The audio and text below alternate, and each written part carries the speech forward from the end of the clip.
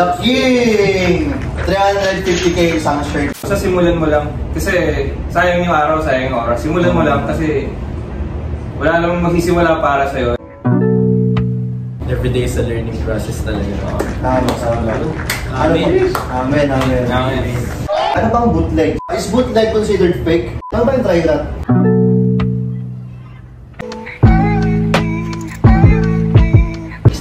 16.5! Then, siyempre hindi tayo pwedeng umalis dito na walang giveaway. Palakpakan natin giveaway. So ito yung pag-giveaway natin. Akira Tohon! So ito na guys, ito na yung part 2. So thank you sa mga nanood. Sa part 1, ito na, ituloy na natin to. Let's go. And syempre bago tayo mag-start, please huwag nyo kalimutan mag-like and subscribe. Let's go. Ano ba talagang Circus Management? Sige. Well, nagsimula naman itong concept ng shop from the gallery ni Kuya Jupar, and then bringing yung what we offer during lives in person. So parang yun din kasi syempre nagbukas na yung mundo after ng pandemic. So ang gusto mo lang naman magawa is makilala in person yung mga nami-meet mo online throughout ng buy and sell period ng pandemic ganyan. So yung ginawa namin is parang a place to hang talaga and then appreciate art and wearable. Depende na kung ano yun, kung wearable art ba or yung mga nakahang sa pader ganyan. And then nag-team up kami during yung Full Circle 1 na to promote sustainability. Kung napanood nyo din sa vlog ni Ako. Yung event, diba? Yung event. Yung event pala nila guys, anong date nun? Last year lang ito, diba? September 29. Yun yung first na exhibit ko. So thankful ako sa kanila dahil na-invitahin nila ako doon. Meron akong vlog doon guys sa mga hindi nakapunta or gusto makikita kung ano bang kaganapan ng first event nila. Ito, nasa link or nasa description. Ayun, tuloy mo ba? Tapos parang dun sa na yun, hindi lang siya basta-basta kasi flea market nung na benta ng or benta ng halo-halo ganyan. Yung sa amin parang tinry namin as much as possible na promote yung mga kumbaga recycled items or yung mga used na talagang sustain. Kasi para alam naman natin yung crisis nung sa ibang fast fashion brands na iba nai-imbak sa ibang lugar tapos nagiging pollution dun sa ibang bansa. So we try to help din yung kumbaga yung mundo natin to live a little bit better din kasi diba? And then besides doon we try to promote individuality sa fashion. So halimbawa pag umiili ka sa ibang brands pero madalas doon may kaparehas ka. So what we try to sell din in terms of vintage, not just yung nostalgia and history, is about your individuality, about you expressing yourself. So kahit minsan hindi mo siya alam kung ano yung banda, hindi mo napakinggan, pero maganda yung graphics. Doon ka palang matututo kasi gusto mo lang isuot, and then pagka pinorma mo na siya, maka-curious ka. May mga ibang ganun nagko-consume. So kumbaga open for everyone. It's just not for kung alam mo ganyan. Kasi ano naman to, garments to, so fashion centric pa din kung paano mo siya dadalhin, kung paano mo siya kumbaga nasa iyo na lang kung gusto mo matuto dun about dun sa certain design.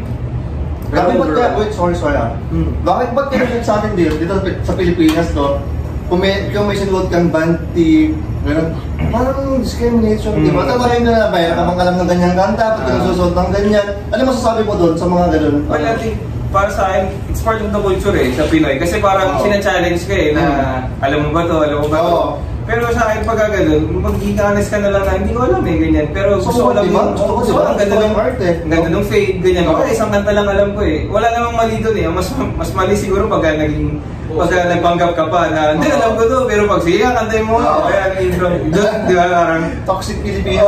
So parang guys, yung gano'n, di ba? Okay lang yung gano'n, pero it's just still up to you kung paano mo sasagutin, di ba? Kasi nagtanong lang naman pero syempre alam ko yung sinasabi na yung ibang tanong condescending na parang sina-challenge ka. Parang kasi challenge na daming ganun lang sa online, tapos in person rin siya ba? Ano pa ba? Nabanggit mo yung fast fashion, Ano masasabi mo dun sa mga sa mga gumagawa ng mga bootlegs, ano masasabi mo? Ano masasabi mo sa mga gumagawa ng mga bootlegs? Well, for me, basta gumagawa ng bootleg, as long as meron kang sarili mong twist or parang meron kang sarili mong design na it expresses yourself, for me, I still take it as art. Kasi ina-express mo kung ano yung hindi nagawa ng 90s, hindi nagawa ng certain band na yun, ng official merch nila. Okay lang yan. Pero pag kinokopya mo na, I think crime na yun eh. Pag kinokopya mo ng buong buhay, I think it's crime. Dami tayo ng the merch, no? Ang dami, no? Tapos amumura, benta nila online, 800, gano'n. Pero iba pa rin yung quality ng true vintage, guys, compared sa mga fast fashion or yung mga replica. So, ingat kayo yung malalo sa mga Shopee, dami din, di ba? So, balik tayo sa bootleg. Ayan, maganda yun, ano? Dapat, kung gagawa ka man ng mga bootleg, dapat yung talagang may sarili kang design. Ano bang definition talaga ng bootlegs? Kasi ang dami, lalo sa mga beginners sa community. Ano bang bootleg? Sige, explain natin. Pwede ba natin i-stretch yung ibig sabihin ng bootleg? For me, yung bootleg kasi may existing na character, let's say, Dragon Ball, ganyan. Sige, unahin natin sa kanya. Kasi meron, di pa rin parehas ang description ng bootleg sa isang tao, di ba? So, unahin natin sa kanya. Ano bang, sa'yo? Bootleg pa sa'yo? Sa akin, siguro sa art perspective, since yun din naman yung realm ko. So, in art perspective, pagka bootleg, something na, na magiging creative siya, na pagka kunyari yun nga, si Goku, di ba? Sabay pinasukan mo ng ibang element. For me, parang, appropriation. Papasok doon yung appropriation eh. Pagka bootleg ka, tapos sabay something na existing na, tapos kinopia mo as is, parang papasok ka dun sa wala kang originality. Yun na yung walang originality, di ba? Huwag nyo kang i-quote dito. Alam ko din kasi merong certain number na pwede mong kopyahin yung isang existing eh. May ganun din. So, depende rin yan eh, kung paano mo i-represent yung brand mo, ganun. Pero sa akin, parang ang magandang gawin siguro pag nag-bootleg ka, ipasok mo pa rin yung style na yung makakapag parang represent nung kung ano ka din. Parang gano'n, di ba? Kunyari, yung iba naman, iniiba lang yung brightness, iniiba lang yung yung ibang si into market lang talaga yung habang nila, no? Wala silang talagang appreciation sa art o sa ginagawang shirt. So yun, sa akin, pagka bootleg, siguro pagka maggagawa ka ng gano'n, if you're aiming for that, na at least yung creativity mo, pakita mo din. Yun for me. Tapos, so yun yung bootleg for you. Okay. Thank ka. Ikaw anong sasabi mo? Para sa'yo, ano bang bootleg? Para sa akin yung bootleg, parang yun eh, parang sarili mong idea, paano mo i-design yung isang damit. Yan. Parang dun lumalabas yung pagiging unique mo sa iba. Ganun. Tapos parang doon mo i-express yung sarili mo sa pag-produce ng work. Parang work of art siya. Sige, tingnan ko lang. Ikaw master. Anong bootleg para sa'yo? Ano lang, one's interpretation of yung certain piece na binubootleg mo. So yung 90s kasi, ginawa lang nila yun dahil fans sila tapos they try to profit of it. Pero kung alam nyo, yung bootleg ng 90s, yung mga Rapti was being sold just for $10 lang. Tapos sa likod lang ng truck, ganyan. So during concerts, ganyan. So parang sila, kasi wala din masyadong official merch nun ng mga rappers, ganyan. So parang... Pero, sorry for interrupting. Kailan ba nag-umpisa ang bootleg? Early 90s. Early 90s, di ba? May mga bootleg na lang. Di ko alam kung gaano siya katagal talaga. Pero yung, kumbaga, yung mga nakawakan ko or mga na-experience ko na dumaan sa akin na shirts is parang most of them galing 90s talaga. As interpretation lang nila ng bawa, yung singer, ganyan. Or yung kahit particular song. Kasi yun yung mga fan talaga, di ba? Yun talaga yung mga fan-made, yun talaga na-appreciate lang yung mga artists, yung mga talagang gumagawa ng mga bootleg back in 90s, no? Ano pa? Sige, tuloy mo yung definition mo ng bootleg. Tapos, yun lang. Tapos, yung kumbaga, may official merch.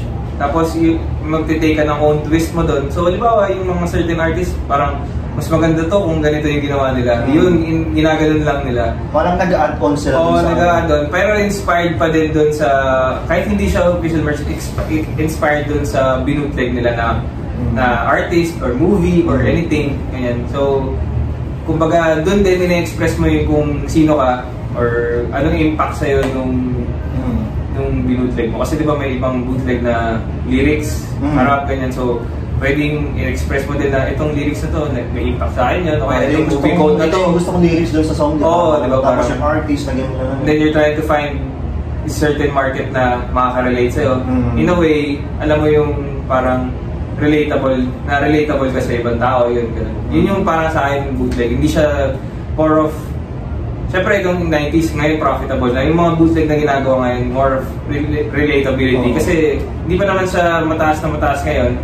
Parang more of preserving it for the future. Kasi kailangan pa rin may gumagawa ng bootleg just to keep the culture alive or parang prolong the culture, ganyan yung bago. Yeah. Ito, last tanong ko is bootleg considered fake? No, for me. Kasi basta as long bootleg nga. Pero pag ginayang-gaya mo na as in to the finish na wala kang iniba, kumbaga, yun, I think, yun yung fake pagka wala ka ng iniba. Pag wala talagang as in mukhang kampang kamukha ng ginawa. Yun yung fake, guys. Kasi ang dami nagsasabi pa rin na bootleg. Pag sinabing bootleg, fake pa rin yan. Dami nagagano'n online eh. Ano masasabi mo doon na ang bootleg same sa fake? Hindi, I think kailangan lang malinawan sila na ang bootleg iba sa fake. Yung fake, ginaya mo talaga yung official merch, wala kang binago. And then, you're trying, yung iba, tinatry to pass it off as bootleg. Kasi, kumbaga mas mababa lang siya sa rig. Yung sinasabi nila, parang ganyan. Pero there's a difference. Yung bootleg talaga is, may sariling take yung gumawa.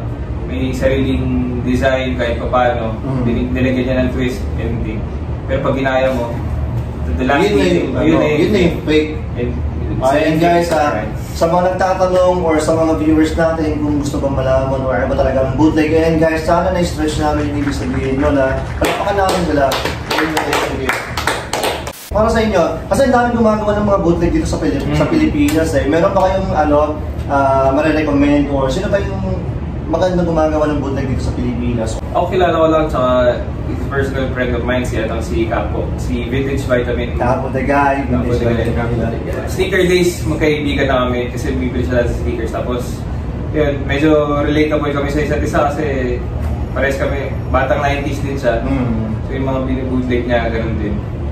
Grabe, gano'n na namang gawa na, no? Pero shoutout to Capo the guy, thank you kasi nag-collab kami last time. Binigyan ako ng t-shirt, ayan, thank you. Sana magtuloy-tuloy yung ano natin doon. Ikaw, meron ba kayo kilala pang gumagawa ng bootleg dito sa Pilipinas? Ako single kayo. Ay, Capo the guy. Capo the guy! Ginawa nila eh! Ayan, baka naman meron kaming t-shirt na ayan, thank you. Yeah, boy. Pag-usapan natin kung saan ba sila nagbebenta. Kasi kilala ko sila from IG lang eh, Instagram lang eh, gaya ko. So unahin natin sa'yo, saan ka nagbebenta ng mga items mo, mga vintage? Aside kang dito sa shop, meron ka bang ibang selling platforms aside from IG? Ako, ano lang talaga, Instagram. Follow nyo guys sa Street Girl Manila. Tapos, for outerwear garments, meron kaming bagong shop, me and Marco. Daily Fabric Studios. Yan na dito sa screen. Follow nyo guys. Yun. So yun lang? Okay, ikaw tol. As in yun lang talagang ginagawa mo? Wala kayong ibang selling platforms like local, carousel, internationally, wala ka sa NXX? Well, ayun, sa akin... Wait, Facebook, hindi ka na nag-post on Facebook? Hindi. IG lang. O sige, next time. Sa akin naman, IG lang din. IG lang din. Sarap mo yung ano mo, yung IG store mo? Sa Reward Vintage. Lagay ko lang sa screen. Sige. Yung before nag-try ako sa ano nga ba yung web store before? Web store? Well, nagkaroon ako ng web store before. Pero mas ano pa rin, mas maganda pa rin sa IG. Sige lang. Sige lang tuloy. Mas okay pa rin sa IG. IG? Kasi yun, since ako more on art at saka obscure. So parang meron na rin akong reach sa mga private na collector, gano'n. Talagang doon mo na-build yung market mo. Nakabuild ka ng audience mo, mga talagang collector din ng mga arts, sa IG. Gano'n. So, most of the time, through PM, gano'n. Minsan, nagtatry din ako mag-story sale, gano'n. Tapos, syempre sa circles, IG, auction, ganyan. So, yun yung mga platform sa akin. Kasi talagang focus ko lang sa IG. O sa IG. Facebook, hindi naman sa Facebook. yung Facebook ko parang sobrang tagal na yan. Pero mas ano sa akin, kumbaga, mas okay sa akin ang ang FB. Ang FB? Sorry, IG. Ayan, puro IG sellers tayo. Ako rin guys, pero nag-start ako sa Facebook eh. Doon talaga ako namulan. Yeah. Pero mamaya na yun sa akin. Saka na, sila muna pag-usapan natin. So bakit ano bang meron sa IG na talagang doon kayo nag-focus? Ano bang lamang ng IG sa ibang selling platforms? Kumbaga sa Facebook, anong meron sa IG na wala sa Facebook? Siguro kasi mas malawak yung market ng Instagram for me. Kasi may mga international din, unlike Facebook for on local consumers lang din. So yun yung talagang yun yung mas lamang ng IG sa mga international buyers. Mas madaling maka-reach ng international buyers. Sige. Next, ano yung mga selling platforms mo? Well, IG lang. IG, sabi mo yung IG mo? Evocative Manila. Tapos, para lang mas mabilis minsan yung benta, sumasali ako auctions dun din sa Circles FGT. Tapos, nag-try ako mag-register sa Grail, ganyan. Pero IG talaga kasi mahal yung mga fees sa sa mga ganyang platform, mga Grail, mga Depop. Tapos yun, soon to come din syempre yung web store ng Circles. Nabanggit mo yung so doon mo lang talaga, IG, Grail, natry mo lang mag-Grail mo? Pili lang sa Grail. Sourcing siguro Grail, ganyan pwede, ganyan. Pero benta, mostly IG, personal, sa mga fleeing, and then auctions. So nabanggit mo yung sourcing. Saan kayo kumukuha ng mga items nyo pala? Sige, pag-usapan natin yun. Sige, saan ka kumukuha ng mga items mo na binibenta mo rin online? Basta buong mundo. Basta sa tingin ko profitable. Minsan umabot pang Mexico, ganyan. O kaya sa deep parts ng Ukraine. Yun, basta lang. Yan talagang auction ka lang din, bumabalik lang din ng auction, parang gano'n. Hindi, auction tapos palibawa sa Instagram lang, online, ganyan. Tapos hanap-hanap ka lang. Kasi sa dami mo lang, doon mo na talaga na-build yung market mo, di ba? Doon ka na nagbebenta, doon ka na kumukuha ng pangbenta mo rin. Tapos minsan sa Facebook, sa mga local na vlog natin, shoutout sa mga nagpapasa. Thank you. Shoutout sa mga nagpapasa ng mga items sa amin. Kahit ako rin guys, everyday may natatanggap ako dyan. Sa mga gusto magbenta sa akin, alam nyo na kung saan ako pwedeng bentahan sa Facebook page ko or sa IG ko. And alam nyo naman yung mga IG nila kasi bumibili din sila. Everyday, basta PM nyo lang. Aside from IG, hindi nyo na try mag-carousel, local. Carousel, syempre. Carousel, meron din, source yan. Carousel. Pero gamit ko yung carousel ng girlfriend ko. Carousel ba? Pero ginamit ko lang yung pambili. Hindi, pambenta din. Pambenta rin. Yung mga personal na sapatos. Din. Kasi guys, ito sana i-stress nyo yung market nyo. Huwag lang kayo mag-focus sa di ba? Kasi ako, lagi ko sinasabi yan, mo lang, huwag ka mag-focus sa isang selling platforms. Kasi ang laking tulong na sa akin carousel Lalo yung mga budget meal ko. Kasi marketplace na FB pwede din. Marketplace, gano'n. Stress nyo lang yung selling nyo, platforms din nyo. Tapos, yung grade, ano masasabi mo sa grade? Taas ng fees para sa seller. Yeah, pero if ikaw yung buyer, medyo protected ka. Kasi madali mag-refund, ganyan. Pagka may mali, ganyan, o kaya may float na hindi sinabi, pwedeng i-refund, tapos protected ka. Kasi as seller kasi medyo mahirap lang kasi malaki yung fees di ba? Parang more than 10% siya, tapos sagot mo pa shipping. PayPal. Tapos may PayPal fees pa, tapos may shipping ka pa. Usually kasi pag international ka, sagot mo din yung shipping. Yun. So yun naman ang pangit pag gumamit ka ng third party application para magbenta internationally. Like Grid, sa mga di nakakalam yung Grid, yung pwede ka magbenta. Worldwide yun, di ba, na application. Gaya ng, Depop, eBay. Maganda lang kasi sa Grid, syempre, pag na-build mo din yung market mo doon, may rating ka doon, parang carousel. So internationally, mas parang hindi mo na kailangan, kasi sa Pinas or parang yung vouching system. So vouching. Makes it easier. May rate ka na doon, so yun din yung vouch mo, ganyan, reputation. Yung reputation mo na doon. Umabot yung carousel ko, umabot na ako ng 62 na doon na reviews na. Kasi doon, pag na-build mo yung once na-build mo yung store mo, syempre, hindi ka na kailangan magpa-vouch. Yun naman ang maganda, di ba? So ano masasabi niyo sa mga aspiring na natin, gusto mag-umpisa sa mag-vintage. Sige, may mga advice ba kayo sa mga gusto mag-umpisa sa vintage ko? Selling, mga ganun ba? Ikaw, ano masasabi personal?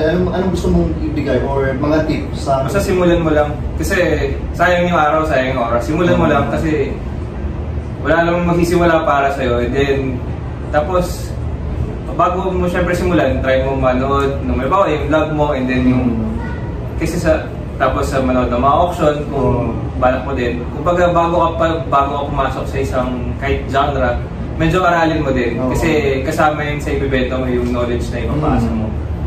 Ayun nga, lagi mo siya sabi guys, watch and learn. Kasi talaga ako, nung gusto ko matuto, talaga nanonood lang ako. Hanggang sa nung nabuild ko na yung mga pinaka-basic, like kung paano basic tumingin ng vintage, mga ganun ba, di ba? Basic magbenta online. Yun yung mga dapat matutunan nyo guys kung para mag-start kayo ng maganda. Yun yung mga basic mo lang. Start mo lang sa ilalim. Huwag mo na kayo magbenta ng mga, magbe-base ka sa Google, kung magkano ba to, ganun yung benta mo. Huwag ganun guys, huwag ka mag-base sa Google. Yun yung tanda din nyo. Di ba ang daming ganun lalo sa Facebook? Ganito yung price dyan, tapos ganito naman ibebenta. Hindi ganun ang ano. Usually kasi naka-base sila sa kung magkano yung ina-ask kung seller. Asking yun eh, kung baka naka-green mark, ibig sabihin yun yung posting price nila, hindi yun yung selling.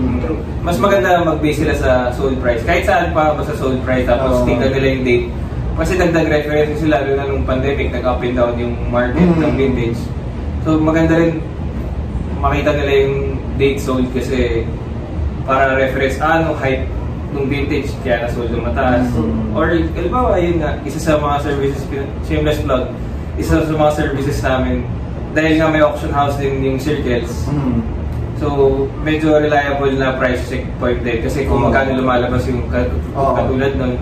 Yun ang maganda guys sa kanila kasi everyday sa Circles Management may auction, di ba? Or every week, sabi natin every week. Ayan, so, andyan kasi sila nakaka-monitor ng mga prices online. So, the best talaga for me para mag-appraisal ng mga items kasi sila yung updated eh. Kung pag everyday na yun, di ba? Everyday nalalaman nila yung kung magkano ba yung market price ng mga isang shirt, ganun. So the best talaga, kung gusto yung magpa-price check, legit check, this is the best place to be guys. Yeah, boy. So pag-usapan natin yung mga dito sa shop, ano ba yung mga usually or mga common na tinatanong ng mga natin, mga buyers natin, ano yung mga nasasabi nila dito sa natin, sa benta natin, para sa mga gustong magtayo ng vintage shops. Ito, sige, try natin to. Well, ayun, since nag-open kami tapos mall nga to, so halo-halong tao yung mga pumapasok. So, ang unang tanong, bakit mahal yung paninda? Bakit mahal ang paninda? Kasi, anong mga sinasabi mo pag yung mga tanong? Well, ayun, syempre, ina-educate namin sila. Kaya may FAQ, section. May FAQ, ito na lang sa screen lang. And guys, basahin nyo na lang, i-post nyo na lang, tapos basahin nyo na lang isa-isa yung mga Q&A.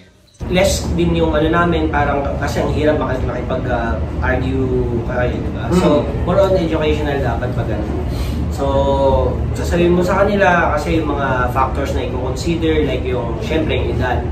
Edad ng shirt, yung condition ng shirt, yung history ng shirt, ganyan. So, iba-iba pa rin yung nila, yung parang reaction na syempre, di ba, parang, okay lang yan, di ba? Pero, syempre, i-respeto mo yun. Kasi, iba-iba tayo eh.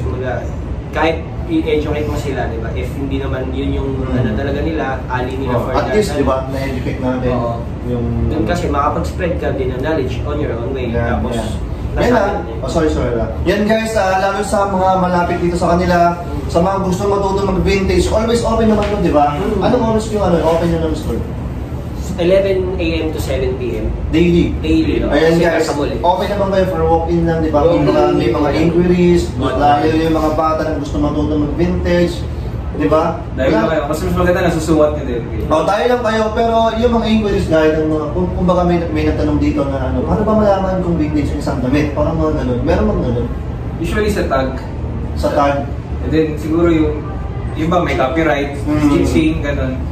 Pero syempre doon pa rin, may iba, peke pa din yung tag, tapos iba may copyright pero kahit modern na. Pero ang hirap ng mga tags. Grabe. Natin mahawakan mo. Ako personally guys, bobo ako sa sa mga giant tags, sa mga ano ba, mga Tultex. Kasi yun yung mga peke, di ba? Dami, no? Ano pa yung mga peke na mga euro, no? Wild oats. Mga wild oats, grabe yung mga wild oats na EOP ng mga grabe, tapos nabibilang kasi yan sa mga Thai shop na mga 800. Yan yung mga wild oats, guys. Mag-iingat kayo sa mga ganyang tags, yung mga na-mention namin.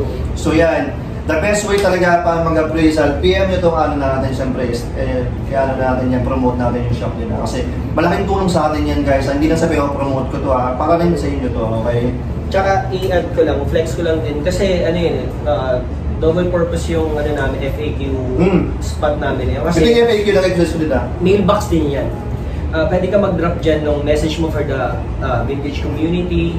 Ganun. So, i-promote din namin yan soon. Kasi since Earth Day sa April 22. Earth Day, April 22. May plano din kami dito. Earth is my planet. Earth is my planet. Plano namin, kumbaga, pakita din yung ibang side ng bakit kami nag-curate, ganyan. So, yun din kasi yung purpose ng ng store. Ma-reach yung ibang, kasi if you will notice, di ba, parang medyo saturated na yung market natin kasi nag-revolve na yung mga shirts sa atin sa mga seller. So from the outsider kasi kaya din medyo na-stereotype tayo yung community kasi kumbaga yung knowledge din hindi natin na-share. So yun yung gusto naming ipakita dito sa store. Kaya yung mga plano namin na event, ganun. So more related na sa ganun na concept. Which is yun nga, ito surprise ko for you kasi kunin nga naming model. Model! Jeez! Oh my God! So yung next event namin. Model ako? Yung next event kasi namin, may parang promoting sustainability, di ba? And as art director namin, si Gujipar. Art director. So yung imbis na sa iba, may concert sila, ganyan, sa mga event, ganyan. Kami is parang fashion show siya na promoting ang sinusuot ng mga models. Isa na si Akong doon. Sana. Grabe. Yung mga rework. Meron ka bang mga example ng mga rework items na works pa lang yun pa lang, kami nag-create pa lang ng items na i-rework nila and then if mag-fit sa certain people and then hopefully at least 20 different reworks from head to toe na nagpo-promote ng sustainability na kahit anong mangyari, kahit nga ikaw, kahit sino, kaya gawin yun. Expressing yourself, magbubuhay ka ng pantalon, lagyan mo ng design, it's you, di ba? Wala ka ng kaparehas for sure. So yun yung exhibit namin sa sa full circle 2. Nice. Yan guys, narinig nyo, model ako. Sheesh! Hindi naman aside from that, siyempre ang dami nilang mga plano, di ba? Yan yung gusto kong abangan sa Circles Management, guys. So please, magsubaybayan natin sila, follow natin sila for more updates sa Instagram nila, sa Facebook and all. And regarding dun sa rework, repatch, ang dami kong nakikita online talaga ang gaganda, lalo yung mga hard na rework, di ba? Mga Nike reworks, imbis na masayang lang, imbis na itapon, di ba rework na lang natin kasi at least, di ba, magagamit pa natin, masasave pa natin yung planet, di ba? Earth is my planet. Andyan yung mga ibang retaso niya Sige, maglalabas tayo ng mga sample ng mga pero ito pa yung mga hindi finished products la. Ito na yung mga retaso na gagawin for their work na project. So habang ilalabas nila, ano ba yung mga dito? Mga common inquiries pag may mga tao na pumapasok dito. Pero ito sino ba yung mga lagi nandito sa shop? Mga usually, mga mahilig din pumorma. So, iba makikita mo sila, kahit mall lang, todo forma na sila. This parang siguro nagre-refresh lang ng ng wardrobe. And yung iba, na parang pumapasok, namumulat din sila na, uy, pwede pala to. Kasi pag pumunta dito, pwede naman i-fit yung mga damit So pag finit nila, uy, pwede pala to. Or parang nakita nila sa ibang lugar na hindi nila alam kung saan hanapin. Mga vintage cardigan, mga ganun. Mga cardigan na vintage. Meron din kami ng mga pants na vintage, ganyan. So parang... sige. Mamaya or after nito, tayo, liligo to kayo dito, papakita natin yung mga laman ng shop nila. Okay, so papakita natin yung mga yan. Lagi ba kayo dito? I mean, kayo everyday ba dito? Most of the time, nandito kami. Pero Parang majority rotation ba kayo? May rotation ba kayo? Oo, meron. Pero majority okay. pag weekends, usually, ang aim namin is makompleto kami dito. Pag weekends? Weekends. Kaya, nag-expect naman din ako kay Joshi. Siyempre, shoutout to Joshi. Talagang idol ko yan pagdating sa vintage community. And yan, mga yan. Pero ang nakapagmula talaga sa akin sa vintage is si JJ! Grabe si JJ, grabe. Ayan, shoutout to JJ. Ay, yung IG pa lang niya nung dati, ano Please collect. Please collect pa lang siya nun pero ngayon, ano na yung shop na rin. Vintage tayo pare. Vintage tayo pare, shoutout kay sa kanya. Nabit kayo kahapon, shoutout to you. Narala ko nung unang, doon ako namulat talagang nininindyan sa akin yung or talagang ino-online ninja niya ako dun sa sa t-shirt ko, yung Back to the Future na Universal Studios. Tapos ino-offeran niya ako na ang laki. Bakit ang laki ng ito? Tapos siyempre doon ako namulat May market pala. May market pala. So doon mag-uumpisa guys yung nyo. Doon nag-uumpisa yung pagka-curiosity ko dun sa isa. So si Lason Lord dati siya yung nilalason muna dati. Dati talaga nilalason ako, syempre. Pero at the same time, natututo ako doon. So yun. Tapos nung nakita ko yung market mo talagang ginugol ko siya Tapos ayun, magkano yun? Ba $100 siguro yung mga t-shirt? So ayan. Tapos yun yung unang benta ko online na vintage talaga, yung Back to the Future. Ayan, so andito na tayo, nilabas na yung mga rework products, items pala, mga sample na pwede natin gagawin pala nila for their rework na products. Kaya ito Morrissey na Ayan, so ito yung mga, mga sila-silang items na. So ito guys, yung mga sila-silang items na, ang next project nila, i-rework nila yan, gagawin nilang isang talagang solid piece. At least para hindi ba sayang, kesa benta, kesa ibasura, di ba gagawin nilang sa item yun na solid? Isa sa mga to, malay ko si Akong magsusuot. Si Akong magsusuot. Ito dry rat. So yung project ko naman sa akin, since more art din ako ito. Kagaya nito, trash condition, mga ito, ko siya, parang pinatrade ko siya in a form of art na talaga na wall hang na siya. Wall hang siya? Table? Hindi, wall hang. Wall hang yan. So mga dry rat, mga trash condition, sige. Damit. Sige. Pag-usapan natin mamaya yung dry rat. Sige, tuloy mo na. Ayan. So ayun, yun yung concept nitong mga 4 shirts ata ginamit ko dito. Ayan guys, talagang nag-rework sila, recycle sila. Imbis na matapon, siyempre save natin itong earth, gawin natin masterpiece. Hindi na masterpiece, imbis na magagamit pa natin yung mga yan. Palakpakan natin sila. Ano ba? Ayun, ito, kagaya nito, dry rat. Yung marinayang dry rat. Pag-usapan natin yung dry rat habang nandito tayo para sa mga viewers natin. Ano ba yung dry rat? Yung dry rat, yung pagka isang pinch mo lang. Pakita mo nga, meron pa tayo sample dyan. Ilapit na natin to. Ito guys, live ng dry rat nating item. So, halimbawa, ganyan. Ibaba mo to. Ayan. So, usually pagka madali na siya mapunit, ayan. Agad, Oo. Yun yung dry rat. Ibig sabihin nun, parang kumbaga sa tao. Sorry to na. Meron ba tayong sample? Kasi ang daming mga nag-online Paano ba mag-test ng dry rat? So, test lang ng dry rat siguro sa loob na lang para hindi pa rin kahit na... Kasi may ibang dry rat na wearable pa rin naman. So, sa loob na lang dito. Ayan, pag nakita nyo may mga test na dyan. So, sa loob lang, dun ka lang magpipinch. Try mo lang hatain. And then, yun na. Makikita na. Usually, pumuputok siya, may tunog na parang nagpa-pop. Yun. Kasi paano ka masasabi mo about dry rat? Yung dry rat kasi kumbaga i-compare mo sa tao, parang siya cancer. So parang alam mo na may taning yung buhay niya. Talagang wala ka na. May stages yan. So may iba wearable, may iba malala na talaga na parang konting hatak. Yun yung mga kailangan i-declare din and kailangan matuto din tayo i-test kasi kasama sa declaration natin or parang ibang buyers hinihingi yun, parang can you show me a dry rat test? Lalo sa vintage guys, sa common yan.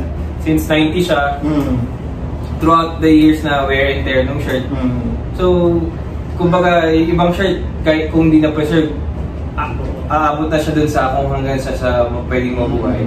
And then, dun din nag-vary yung value. Siyempre, pagka may alam mo may taning yung buhay, mababa yung value, ganyan. Yun lang, kasi siya parang yun nga, cancer. Saan ba common yan?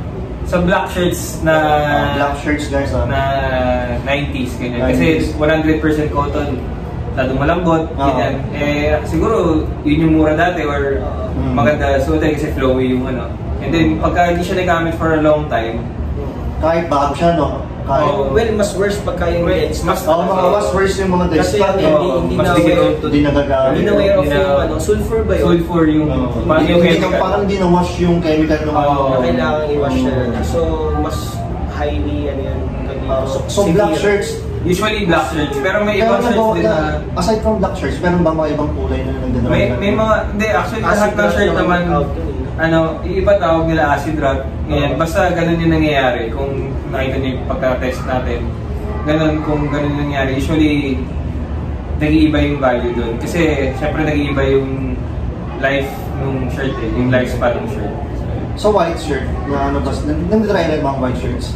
Yun yung tinatawag na acid rot. Pag halimbawa, nababad mo, masyadong mataas yung or madami yung bleach. Oo. Na-experience ko na yan pero sa cup naman yan. Kasi nung nag-register ako ng cups, di ba white yung underbrim niya. Sobrahan ko ng ng parang Zonrox color safe. Tapos nasobrahan ko ng discus or nasobrahan ko ng chemical. Nag-rot yung white na underbrim niya. So yun yung tawag na acid. Acid rot. So ayan guys, hindi lang black shirts ang mga nag-dry rot. Pwede rin sa mga ibang kulay, okay? So ito guys the best way para i-save yung mga dry rots natin, tuloy mo pare. Anong the best way para i-save yung mga dry rots natin? Yung ibang ginagawa nila yung sinusu-over nila sa blank din talagang nililipat nila. May ganun ako shirt yung print. Parang nililipat yung print. Pwede mo bang explain mas? Depende kung sira-sira na or what. Kunyari, ito, graphic na lang gusto mong i-save. Yung graphic na to. So pwede mo siyang i-cut. Pero may yung graphics lang. May buo yung iba di ba? As in buo, yung iba na parang kuha sila ng blank na parang same size, sasabay parang isusu nila. So parang technically, okay. So parang pinapreserve mo yung design. Actually, shoutout kay Otin Herb, si Vintage Vitamin. Vintage Vitamin. Vintage Junkie Manila. Kasi siya yung isa sa mga nag-open ng kumata namin na meron akong dry rot na Ramtin na gusto ko pa isuotin. Sabi niya, try natin ilipat sa ibang blank. So nilipat niya sa ibang blank ako yung nag-provide. Tapos pati yung tag, nalipat niya. So parang... Paano yun? Kunwari yan. Ganyan, paano yung print mo nun? So, di ba, tatanggalin to. Ito, yung buong design. Pakita natin. Yung graphic. Yung buong design, tatanggalin. So bali ito lang yung pinaka-print niya sa square lang. Yung square lang dito, tapos ililipat sa blank na vintage. Isu na yan. Tapos nakikita naman yung nasu over. So parang hindi mo siya masisell pa din as yung normal na shirt. Yung value niya, di ba? Most likely, parang lang siya, mga PSG for person. Pero kagandaan nun, di ba? Na-save natin yung shirt, at least yung gusto natin i-suot, at least sa susuot pa rin natin, imbis na itapon, i-work natin or i-save natin sa pamamagitan ng, ang tawag doon? Su-over na transfer yung su-over o transfer na dry rot na shirt sa ibang blank. Yeah, boy. Ayan, syempre bago tayo mag-end ng vlog natin, syempre mag-fit check muna tayo guys, hindi pwedeng mawala to. Ayan, syempre unahin natin kay Ral. Ayan, tol, anong suot mo? Ano to random na knitted sweater. Magkano mo bili yan? Nabili ko to online for 600 pesos. 600 pesos. Pants mo? Yung pants natin, random na corduroy. Cords, magkano? Nabili ko siya for 800. 800 yung shoes? Yung shoes, nabili ko din siya online for 1.5. 1.5. Ito yung feel niya. Ayan. Next tayo kay J-Park. Ayan, anong suot mo tol? Ito galing to kay Eco Lanusa. Shoutout sir. Shoutout kay Eco. Nakita ko yan. 300 pesos na 1994, 1998 pala, sorry. Araw ng Kalayaan. Kalayaan shirt 1998. 300 pesos yes, lang. Sir. Ito, corduroy na pants, parang nasa 350. 350 shoes. Itong shoes, nabili ko sa Manila Sneaker Expo. FOG? O gano'n? So, 16.5. 16.5! Hindi ko alam yan. Ayan, next kay Boss Marco. Anong suot mo tol? Ito, artist na compatriot ni Sorayama.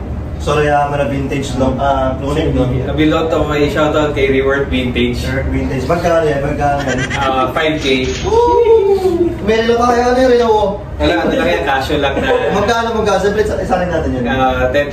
Sheesh! Vans, nabili ko kay Faded Garments ng 450. 450, oo. This shoes sa Marikina lang, sa Marikina lang So, support local. Magkano? Sale ko siya na 3.5. 3.5 din! Ayan guys, thank you. Ayan guys, since tapos na tayo, siyempre hindi tayo pwedeng umalis dito na walang giveaway. Palakpakan natin gano'n. Thank you. So ito yung pag-giveaway natin. Ang ira to, Hansis! Ibang green. So ano itong giveaway natin? Ano size niyan? Green Day parang large siya eh. Large. So ito guys, mamimili kami ng random sharer lang guys. Kasi i-upload ko to sa Facebook page ko. Share nyo lang yung Facebook page ko, tapos pa-like and subscribe na rin itong video natin. Siyempre supportan natin itong mga tropa natin. Yan. Thank you. Again, the Circles Label guys. Huwag nyo kalimutan i-follow to. Siyempre sa ID nila, mga stores nila. Okay, thank you guys. Thank you. Pwedeng umalis na walang binili dito. Ayan, ipapag-giveaway rin natin to. Bali, dalawa yung ipapag-giveaway natin. Ayan. Itong metallic, ayan yung front niya, ayan yung back, pati yung back. Yun, no. So, dalawa yung papag-giveaway natin, guys. I-like nyo lang or i-share nyo lang itong video natin. Tapos mamimili na lang ako sa Facebook page ko. Sagot ko na yung shipping fee, okay? Peace, thank you.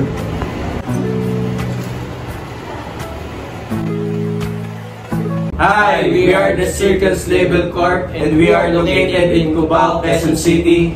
Thanks for watching.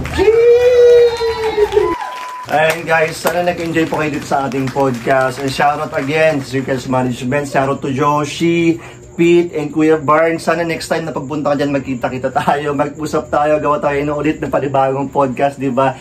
Peace guys, thank you ulit. Huwag niyo kalimutan mag-like and subscribe para sa ating panibagong post soon, or panibagong vlog soon, okay? Yeah, boy. Abangan nyo yung mga last edition ko, and syempre yung 1 million challenge natin, nakaluto na yun, so i-upload natin this month, hindi pwedeng wala, okay? And guys, mag-upload pala ako ng panibagong items sa ating Instagram store. Ito sila, naka-ready na, mga black teas, and also dito sa Instagram store ko, follow nyo ako dito guys. Peace and I'm out, lagi nyo tatandaan, pera sa basura.